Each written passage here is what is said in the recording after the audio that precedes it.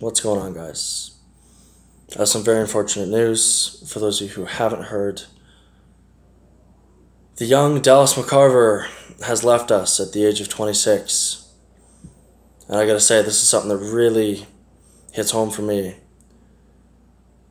on numerous levels. A, I'm a young bodybuilder, just like him. And I've been known to push my body. And it seems like that's exactly what he was doing, you know. He was reportedly at over 340 pounds with abs. Now, you can't tell me he's not pushing the limits. Those of you who are in the bodybuilding world know what I mean. You know what it takes to get there. And, you know, I guess he found the limit. I mean, we've always wondered, how big can these guys get before,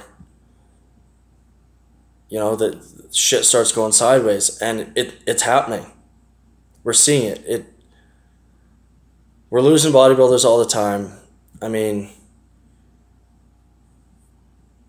I think with the advent of the classic physique division, you know, that combined with all these health problems that everybody's coming out with, we're going to see quite the transitionary phase in the bodybuilding world. And, you know, a lot of people are going to go for a smaller, more, a look that is not only more attainable, but better on your body, more visually appealing. Overall, just, it's a win-win. And, you know, I'm not trying to spin the loss of Dallas as, you know, some sort of positive thing, because it is truly terrible that we lost him.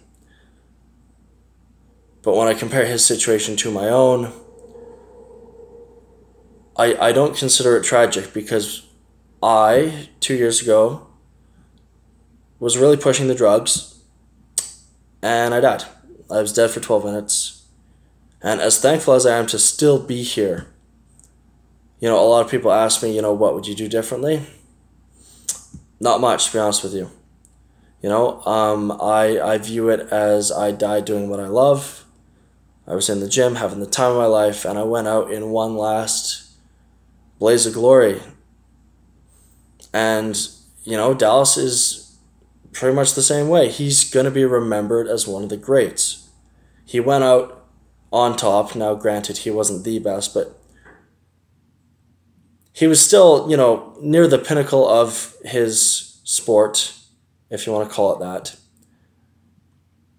And I really think if you were to ask him if he'd do anything differently, he'd say no. He'll be dearly missed. And I hope, you know, with the loss of this great man, people will, you know, make note of this and maybe change their lifestyles a bit. It's not all about being the biggest fucking guy out there. And, you know, that's a lesson that I need to continually remind myself of every day. You know, like right now, I'm like 210. And I'd love to be a lot bigger. But seeing, you know, the way things are going, the amount of guys having health problems, it definitely makes me second guess a lot of the choices I've made over the years. And, you know, I worry about some of these guys, like the ones that are, like, yeah, he was huge, and he's not the only guy like that. And a few names come to mind of the bigger guys out there, like Rolly Winkler. He's a big-ass dude. He doesn't seem particularly healthy. Big Ramy, you know, he's a great guy. I'd love to see him stick around for a long time. But when you're pushing 300-plus pounds at 5'9", that's a lot of muscle mass. Your heart has to work extremely hard just to live, just to, you know, provide adequate oxygen supply to those muscles. And,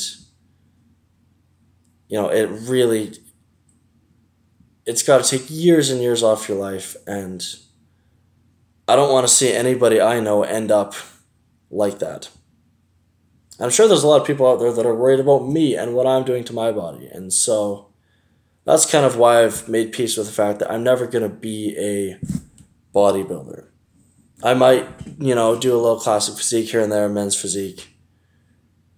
But for the sake of everyone else around me, I'm going to treat my body nicely, and I'm not going to get fucking huge. And Dallas's death has really kind of solidified those thoughts I was having. So rest in peace, Dallas. You'll be dearly missed. And I hope this serves notice to a lot of people that it's not all about being big. And now, his cause of death is not confirmed. I bet you it's cardiac related. Someone said, he was found choking on food. Are you fucking kidding me? No. The biggest guy just happens to die young out of coincidence. I find that very hard to believe. I won't comment on it any further. I'm sure I've already upset a number of people by saying that. But I'm just looking out for the greater good, and the public needs to know the truth. And if he died, because he was too fucking big, people need to know that. If he died due to some other reason, well, I'm sorry to hear it. Rest in peace, Dallas. Take care, guys. Much love.